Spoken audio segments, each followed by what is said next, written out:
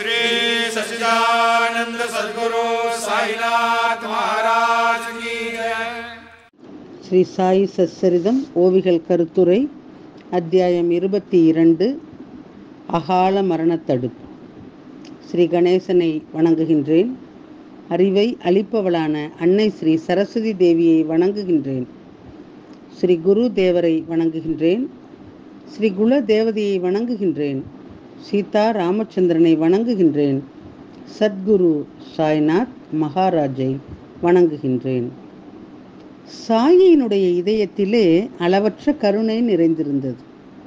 தனது உள்ளுணர்வின் மூலம் வரவிருக்கும் நெருக்கடியை முன்னறித்த அவர் அதை பற்றி எச்சரித்து பேர் அழிவை தடுத்தார். சாயி இப்படியொரு கருணையுள்ள தாய்.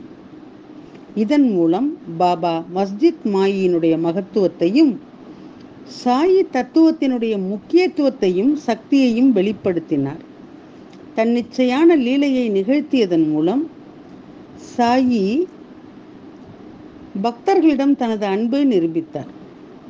ஒரு முறை ஸ்ரீமான் பாபு சாஹேப் பூட்டியுடன் உடனிருந்த ஸ்ரீ நானா சாஹேப் டேங்லே என்ற புகழ்பெற்ற ஜோதிடர் அவர் பூட்டியிடம் சொன்னதை கேளுங்கள்.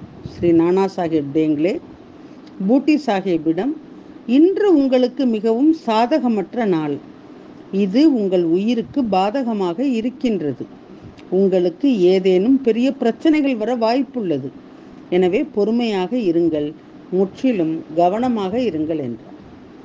ஸ்ரீமான் பாபு சாஹேப் பூட்டி ஸ்ரீ நானா சாஹேப் டேங்லேவினுடைய இத்தகைய எதிர்கால கணிப்பு காரணமாக மிகவும் வருத்தமடைந்தார். அவருடைய மனதிலே அசுப பயம் கலந்த எண்ணங்கள் வந்து கொண்டே இருந்ததால் கலங்கி போனார். அவரும் தன்னுடைய நேரத்தை வீணாக்கவில்லை. பின்னர் தினசரி வழக்கப்படி அவர் மஸ்ஜித் மாய்க்கு சென்றபோது நானா சாஹேப் டேங்லே போன்ற அனைத்து குழுவினரும் பாபாவின் அருகிலே சென்று அமர்ந்தனர். உடனே பாபா ஸ்ரீமான் பாபு சாஹேப் பூட்டியிடம், நானா என்ன சொல்கின்றான்? அவன் உன்னை கொல்ல விரும்புகின்றானா? அவன் கணிப்பால் உனக்கு என்ன பேரழிவு வரப்போகின்றது என்று பார்ப்போம். நாம் பீதியடைய தேவையில்லை என்று கேட்டார். அந்த நானாவிடம் சொல்லு, என்ன பேராபத்து வரப்போகிறதோ நான் பார்த்து கொள்கின்றேன். கொல்லலாம் என்றால் இவனை கொன்றுவிடு, பயப்படாமல் அவனுக்கு பதில் சொல். இதை பாபா சொன்ன பிறகு நடந்ததை கேளுங்கள். மாலையிலே பாபு சாஹேப் தனது கழுப்பறைக்கு சென்றபோது அங்கு ஒரு பாம்பு உருந்து கொண்டு இருந்தது. இந்த பயங்கரமான குழப்பத்தை பார்த்த பாபு சாஹேப் வெளியே வந்தார். அப்போது லகானு என்ற அவருடைய வேலைக்காரன் அந்த பாம்பை கல்லறிந்து கொல்லலாமா என்று நினைத்தான். லகானு பாம்பை கொள்வதற்கு கல்லை எடுக்க ஆரம்பித்ததும் பாபு சாஹேப் அதை செய்ய விடாமல் தடுத்து, போய் ஒரு தடியை கொண்டு வா, இப்படிப்பட்ட வேலையிலே அவசரம் காட்டுவது நல்லதல்ல, இதனால் எந்த பயனும் இல்லை என்றார்.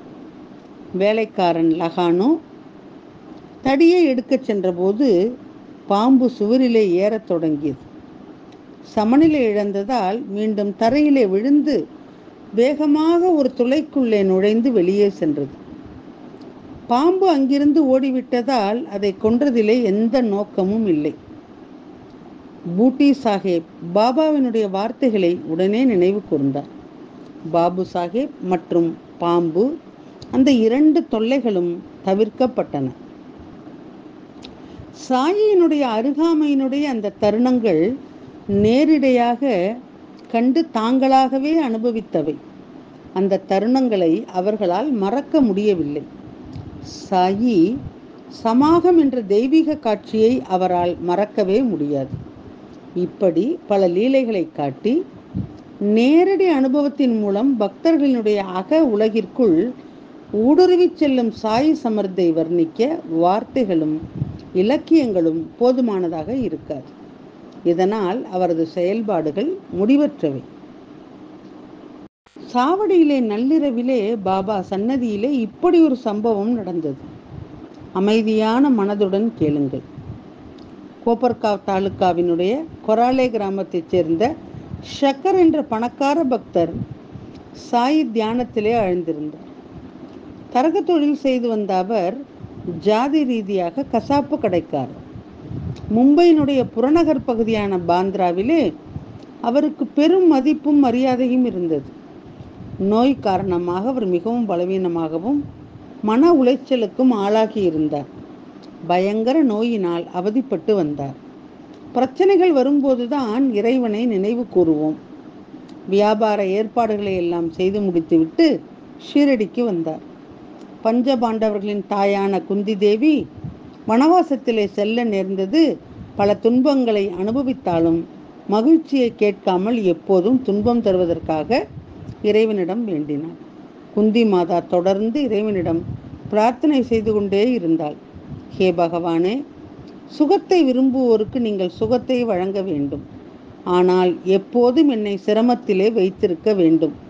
அதனால் உங்கள் நாமத்தை எப்போதும் நினைத்து கொண்டிருப்பேன் என்றார். ஆண்டவரே, இதுவே உன்னிடம் என் வேண்டுகோள்.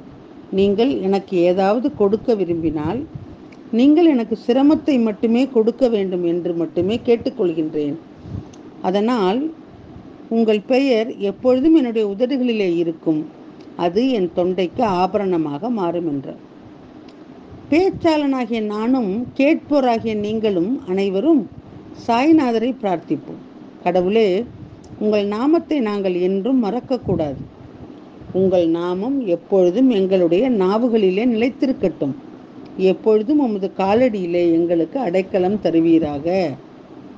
அமீர்பாய் பாபாவை முறைப்படி வணங்கி பாபாவினுடைய கைகளிலே முத்தமிட்டார். அதன் பிறகு பாபாவிடம் தனது நோயை பற்றி சொல்லி அதை குணப்படுத்த வேண்டிக் கொண்டார்.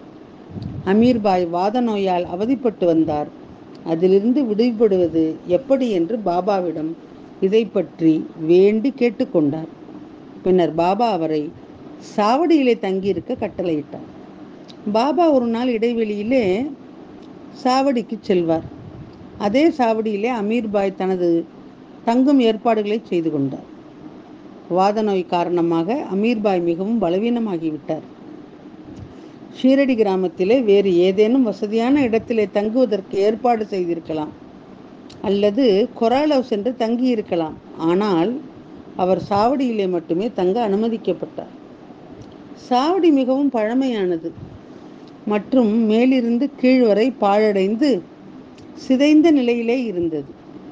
பச்சொந்திகள், பள்ளிகள், தேள்கள், பாம்புகள் போன்றவை அங்கு சுதந்திரமாக சுற்றித் திரிந்தன. இந்த சாவடி தொழு நோயாளிகள் மற்றும் ஆதரவற்றோர் போன்றவர்களின் இல்லமாக இருந்தது. நாய்கள் கூட எச்சில் உணவுகளை கொண்டு வந்து அங்கேயே அமர்ந்து சாப்பிடும் பழக்கம் இருந்தது. அமீர்பாய் இந்த சூழலிலே வாழ நேர்ந்ததை நினைத்து மிகவும் வருத்தப்பட்டார். ஆனால் யாருடைய விருப்பமும் பாபாவின் கட்டளையை மீற முடியாது. சாவடியினுடைய பின்பகுதியிலே குப்பைகள் குவிந்து கிடக்கின்றது. கை ஆழமான பள்ளங்கள் இருந்தன. அங்கு தங்குவது வாழ்க்கையிலே மிகவும் கடினமான பயணத்தை மேற்கொள்வது போல இருந்தது. சாவடியினுடைய மேற்கூரையிலிருந்து மழை நீர் கொட்டி கொண்டிருந்தது. நிலத்திலே ஈரம் இருந்தது. குளிர்காற்று வீசியதால் அமீர்பாய் மிகவும் வேதனைப்பட்டார். இதனால் அவர் மிகவும் கவலையடைந்தார். அத்தகைய ஈரமான இடம் மற்றும் மழை சூழல் ஆகியவற்றின் விளைவு வாத நோயை ஊக்குவிக்க தொடங்கியது. அவருடைய உடலின் மூட்டுக்கள் விரைத்து விட்டன. ஆனால் பாபாவின் தெளிவான வார்த்தைகள் இந்த நோய்க்கு ராமபானம். வெயில், காற்று, மழை எதுவாக இருந்தாலும், எவ்வளவு பள்ளம் கரடுமுரடான இடம் எதுவாக இருந்தாலும் நாம் இங்கேயே இருக்க வேண்டும். இந்த இடத்தினுடைய அசௌகரியத்தை பற்றி நினைக்கவே கூடாது என்பது பாபாவினுடைய தெளிவான உத்தரவு. சாவடி குடியிருப்பு தகுதியற்றதாக இருந்தாலும் பாபாவினுடைய அருகாமை அமீர்பாய்க்கு பெரும் சாதனையாக இருந்தது. அவரது அமிர்த பேச்சு அனைத்து நோய்களுக்கும் மருந்தாக இருந்ததால் அமீர்பாய் அங்கு மகிழ்ச்சியாக வாழத் தொடங்கினார். சாவடியினுடைய படிக்கட்டுகளிலே ஏறியவுடன் அமீர்பாய் தனது படுக்கையை முன் திறந்த வெளியில் வைத்து தங்கத் தொடங்கினார். அவர் 9 மாதங்கள் அங்கேயே தங்கினார். நோயினுடைய தீவிரம் உடலிலே அதிகரித்தது. இது தவிர வாத நோய்களை சிகிச்சைக்கேற்ற சூழலும் இல்லை.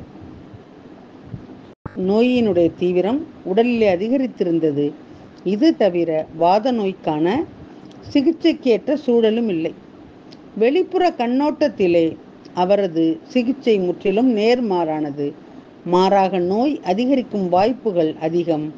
ஆனால் பாபா மீது எனக்கு முழு நம்பிக்கை இருந்ததால் இறுதியிலே எல்லாம் நல்லபடியாக நடந்தது. அமீர்பாய் சாவடியிலே 9 மாதங்கள் தங்க அனுமதிக்கப்பட்டார்.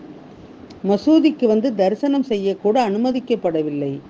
ஆனால் சாவடியின் வசிப்பிடம் மிகவும் பொருத்தமானதாக இருந்தது. அந்த இடத்திலேயே அவர் எந்த முயற்சியும் இல்லாமல் தானாகவே பாபாவை தரிசனம் செய்தார். அவருக்கு தரிசனம் ஒரு நாளைக்கு 2 முறை. காலையிலே பாபா பிக்ஷை எடுக்க போகும்போது, மாலையிலே சாவடிக்கு முன்னால் நடந்து செல்லும் போது, இது தவிர ஒரு நாள் தவிர்த்து ஒரு நாள் பாபாவினுடைய இரவு தங்குவது சாவடியில் இருந்ததால் சாவடியினுடைய பல்லக்கு விழாவையும் காலை பிக்ஷை புறப்பாடு நிகழ்ச்சியையும் அமீர்பாய் பார்க்க நேர்ந்தது. பாபா பிக்ஷை எடுப்பதற்கு திரும்புவதற்கும் செல்லும் பாதை சாவடிக்கு முன்னால் இருந்ததால் அமீர்பாய் தானாகவே அந்த இடத்திற்கு பாபாவின் தரிசனத்தினுடைய பலனை பெற்றார்.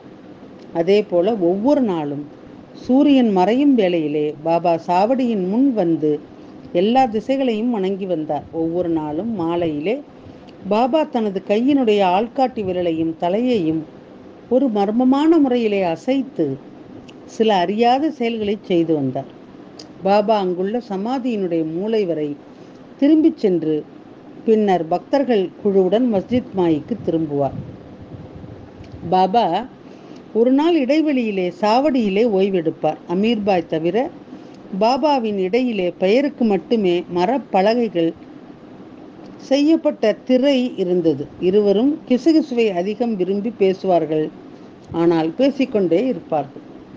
சாவடியிலே பூஜையும் சேஜ் ஆரத்தியும் முடிந்து பக்தர்கள் அனைவரும் அவரவர் வீடுகளுக்கு சென்றதும் ஆரோக்கியமான மனதுடன் இருவரும் பேசிக்கொண்டே இருப்பார்கள். வெளிப்புற கண்ணோட்டத்திலே சாவடியை விட்டு வேறு எங்கும் செல்ல முடியாதொரு அடிமைத்தனமாக இருந்தது. அதாவது ஒரு வகையான சிறைப்பிடிப்பு போன்றது. இன்னும் சாயியினுடைய அத்தகைய அருகாமையை பெற அதற்கு வலுவான அதிர்ஷ்டம் தேவைப்பட்டது. அந்த சங்கமம் அமீர்பாய் பெற்றிருந்தார். ஸ்ரீ ஹரிஹரார்ப்பணமஸ்து. சுபம் பவது. சாயியை பணிவோம். சாந்தி நிலவட்டும். ஓம் சாய்ராம். श्री सच्चिदानंद सद्गुरु साईनाथ महाराज की जय।